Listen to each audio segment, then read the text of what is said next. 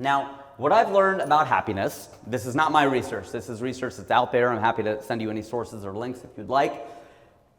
There's been research that tells us that happiness has three components. It's 50% genes, it is 10% circumstances, and it is 40% actions. Now, if you were dealt a bad hand, a friend of mine is an ophthalmologist. I'm Indian, obviously. I have an ophthalmologist friend. And he told me, he's like, some people are just dealt a bad hand when it comes to health. They come in, they just have bad eyes. It's not their fault. That's just the way that it is. But if you're on the cusp, then 40 percentage points is a lot. If some tips and tricks in your circumstances can take you from 35% to 75%, that is a very big deal. Because sometimes you don't need to do something different. You can continue to do what you're doing and do it differently. There's a big difference. Do something different or do what you're doing differently. You might not need to quit P&G in Cincinnati and move to Los Angeles and be a stand-up comic. That might not be the only way to find happiness. You might not need an overhaul. You just need a couple of tweaks.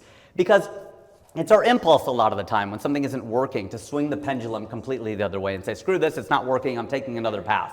You don't necessarily have to do that. And I remember working at Procter & Gamble, Punjabis and Gujaratis, P&G, the Peej.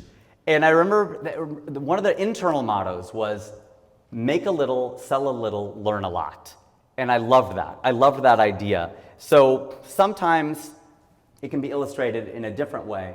Epicurus in the 4th century apparently said, I wasn't there, if thou wilt make a man happy, add not unto his riches, but take away from his desires.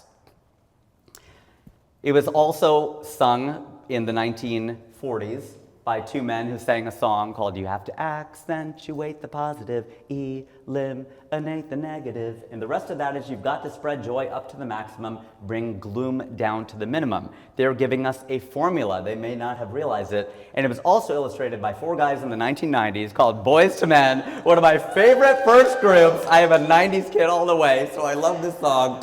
And I'm not going to try to sing this because it's way below my octaves, but they sang, the good times that made us laugh outweigh the bad. Now, why am I giving you all of these different quotes? Because it turns out there is a happiness formula beyond the makeup of it, and I'm giving you the addition. I'm now going to give you the division. There's a happiness quotient, okay? Now, this is mine, and this is what I came up with. I said happiness is your perception of reality, not only reality, but also your perception of reality over your assumptions. Now, I want to be very, very careful because I once had this as expectations. And somebody goes, don't put expectations because then you're basically telling people to lower their expectations. And people always say, you want to be happy, lower your expectations. Yeah, but if you have a happiness set point and an expectation set point, that's hard to do sometimes. I'll give you some tips and tricks for it, but you essentially have to increase the numerator and decrease the denominator, right? That's pretty simple, very simple math. Even a comedian who hasn't done a differential equation in a long time can remember a very, very simple formula like this of increasing the numerator and decreasing the denominator.